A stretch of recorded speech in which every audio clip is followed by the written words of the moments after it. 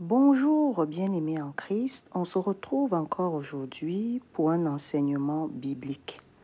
Après le livre de Daniel, nous allons aujourd'hui lire le livre de Malachie. C'est un livre, comme je l'ai dit en introduction, qui n'est pas dense, que je vous invite à lire tranquillement. Il comporte uniquement 3 chapitres. Nous allons donc aujourd'hui lire le premier chapitre.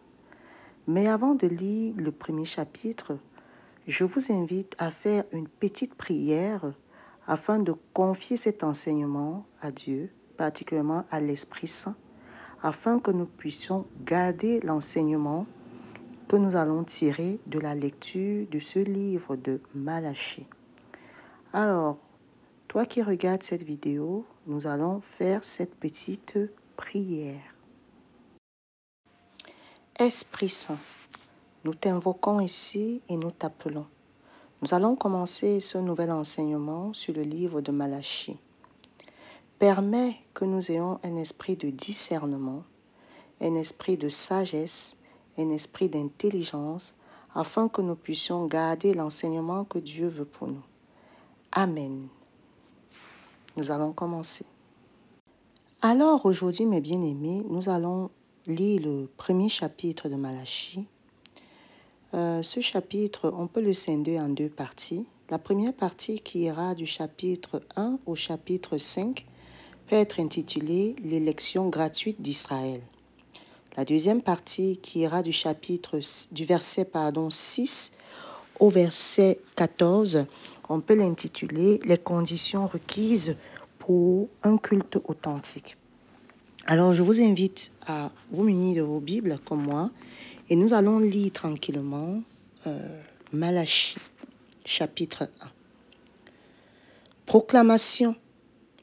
Parole du Seigneur à Israël pour l'intermédiaire de Malachie. Je vous aime, dit le Seigneur, et vous dites, en quoi nous aimes-tu? Esau n'était-il pas le frère de Jacob, oracle du Seigneur? Pourtant, j'ai aimé Jacob, et j'ai haï Esau. J'ai livré ses montagnes à la désolation, et son patrimoine au chacal du désert. Si Édom dit, nous avons été détruits, mais nous relèverons nos ruines. Ainsi parle le Seigneur le Tout-Puissant. Qu'ils construisent eux, mais moi je démolirai. On les nommera territoire de méchanceté et le peuple que le Seigneur réprimande sans fin. Vos yeux le verront et vous direz, grand est le Seigneur au-dessus du territoire d'Israël. Un fils honore son père, un serviteur son maître. Or, si je suis père, où est l'honneur qui me revient? Et si je suis maître, où est le respect qui m'est dû? Vous déclare le Seigneur le Tout-Puissant. À vous, les prêtres qui méprisez mon nom, et vous dites, en quoi avons-nous méprisé ton nom?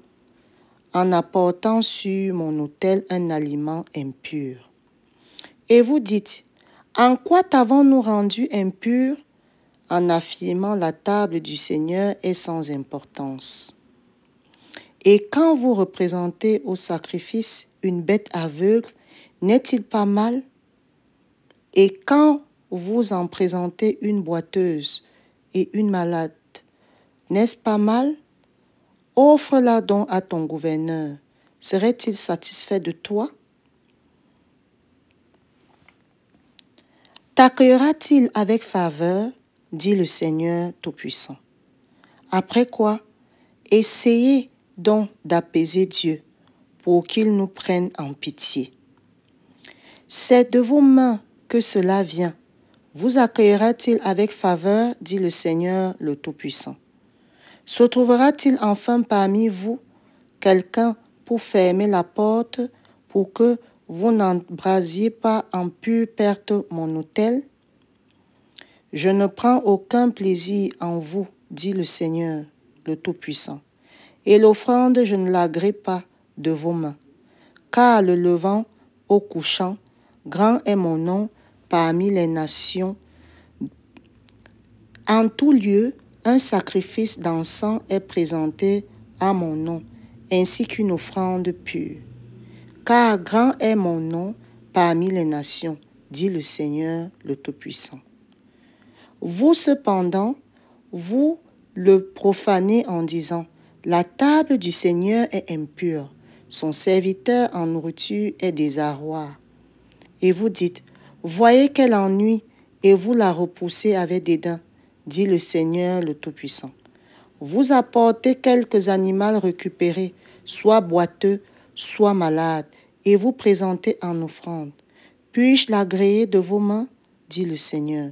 Maudit soit le frauduleur qui possède un mâle dont son troupeau fait un vœu et sacrifie au Seigneur une bête tarée. Car je suis un grand roi, dit le Seigneur le Tout-Puissant, et mon nom inspire la crainte parmi les nations. Voilà la première partie du livre de Malachie.